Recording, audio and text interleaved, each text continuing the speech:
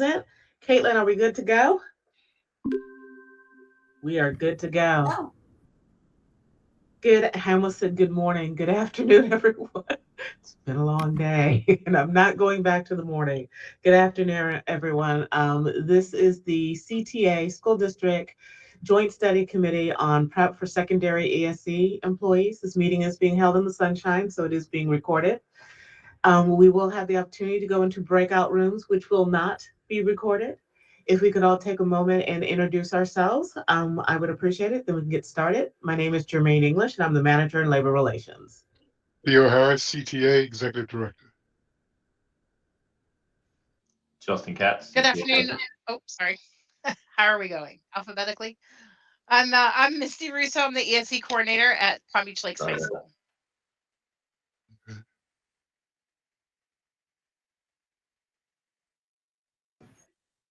Hi, I'm Lori Neiman. I'm an ESE teacher at Olympic Heights High School. I teach in the autism spectrum disorder classroom. Good afternoon, everybody. My name is Angelina Galez Schmidt, Labor Relations Consultants for Palm Beach CTA. I'm Andrea Rivecchio. I'm the crisis intervention teacher at Palm Beach Lakes High School.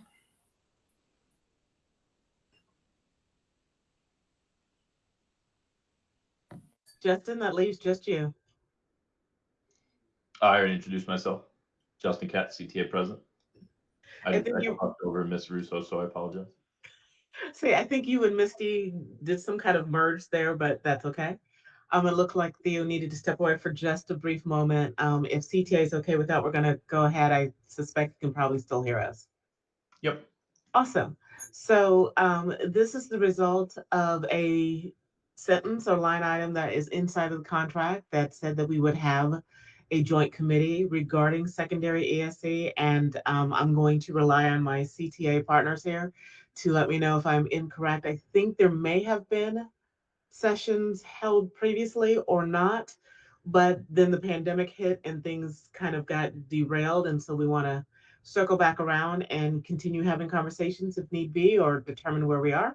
So I'm going to turn it over to CTA and we'll go from there. Thank you, Jermaine. And yeah, you're correct. This is a committee that was written into the contract some time ago before my time. And upon revision of the contract, we identified it as a committee that may not have met to anyone's recollection a number of years ago.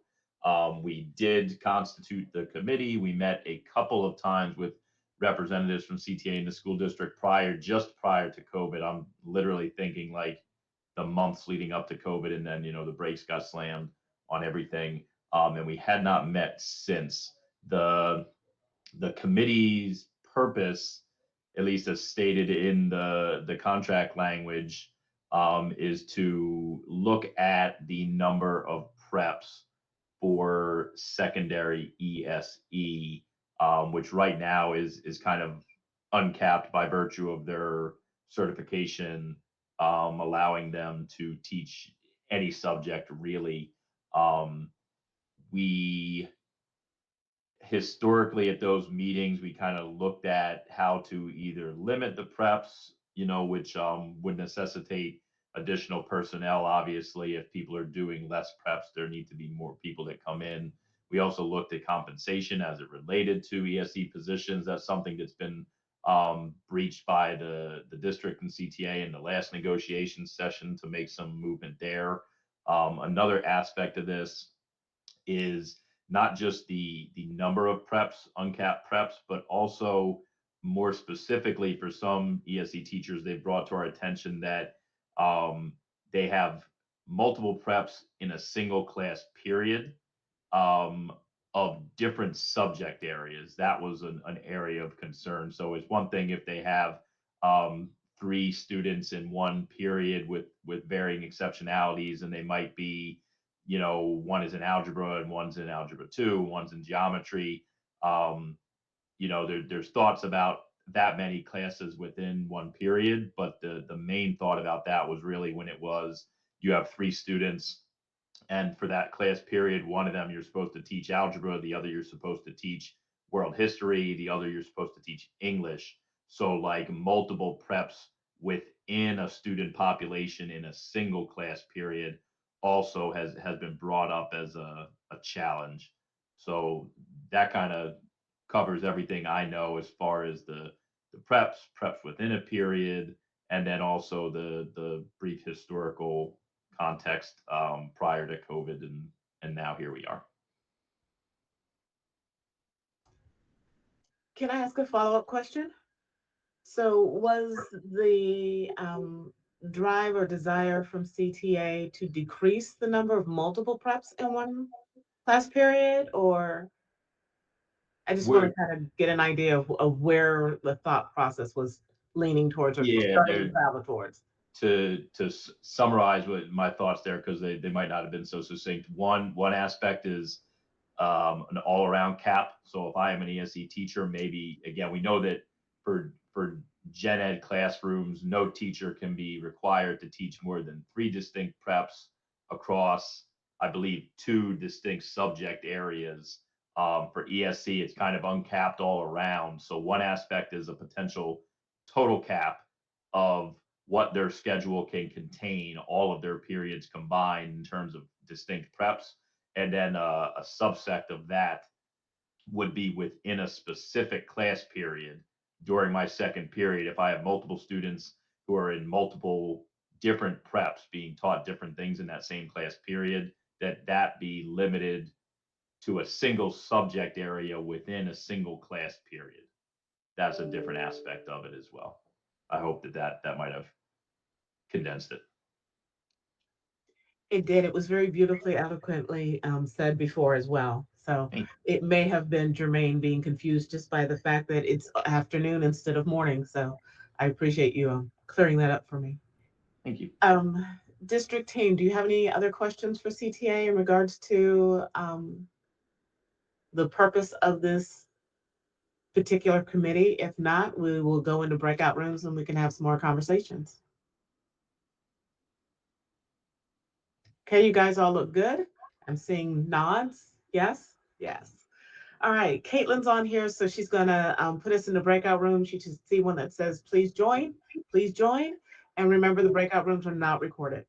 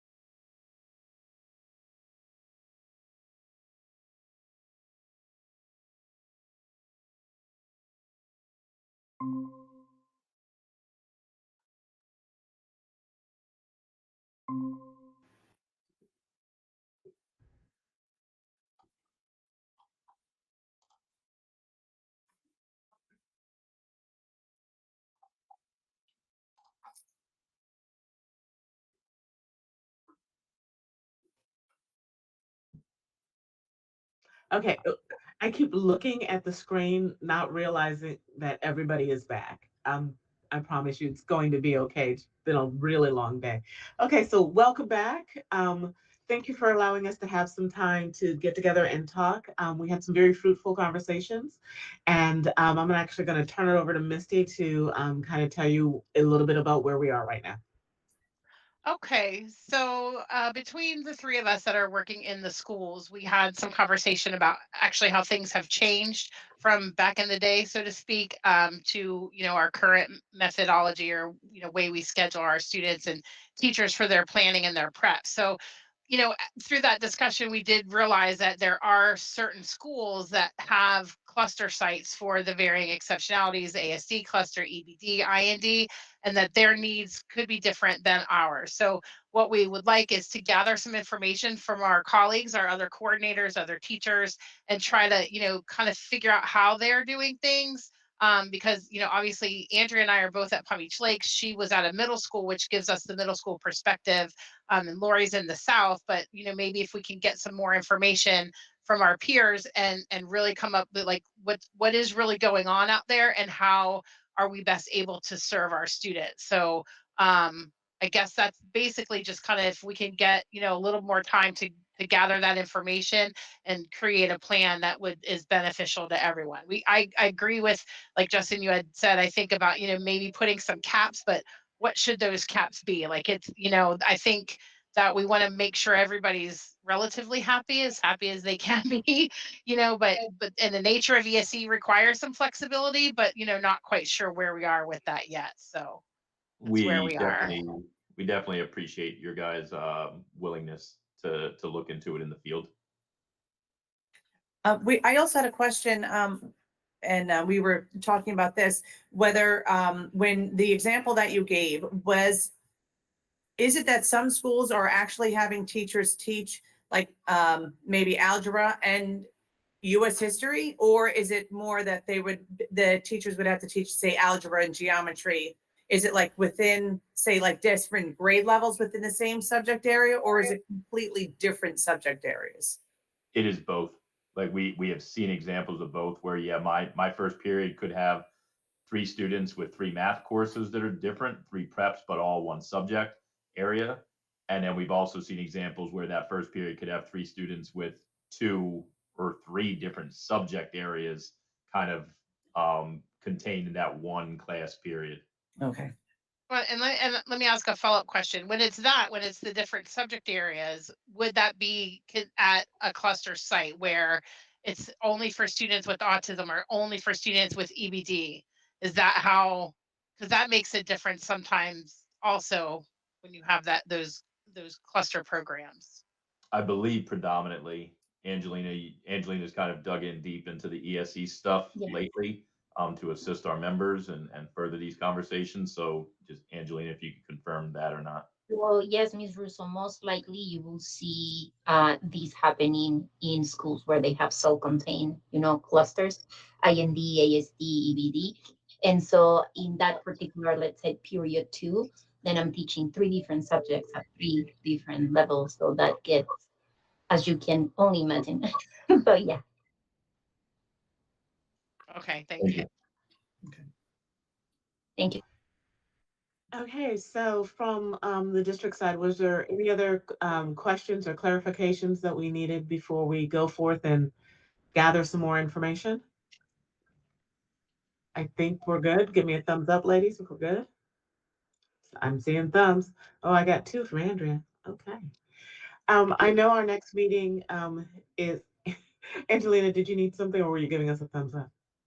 I was looking for the thumbs up and then I erased my hand by mistake. Okay, so we're gonna say you gave us a thumbs up and you raised your hand simultaneously, so that's okay. Oh, there we go. Misty found it. So I know our next meeting is actually scheduled for next week. We're actually going to ask if we could extend the time between this meeting and the follow-up meeting to preferably maybe the week of May 8th. And Justin, I can email you offline and we can find a day and time that works. But we would like a little bit of time to get that information because we are going into testing season and things are happening. So this is really not the best time to be asking people, hey, I got a question. So Yeah, shoot me your recommended dates and we can review them with our people and find possibilities. Absolutely. We can totally do that. If there was nothing else for the good of the order, I appreciate everyone taking your time and being in this joint committee. I think we had some really good, fruitful conversation today, and I look forward to our follow-up meeting. Is there anything else? That's Just all for thank me. you. Thank you. I'm sorry. I hear thank yous and waves. Theo, were you waving or thanking? Have a good one. All right, everyone. Have a great day. Thanks. Have a Thank good you. afternoon. Bye-bye. You too. Bye-bye.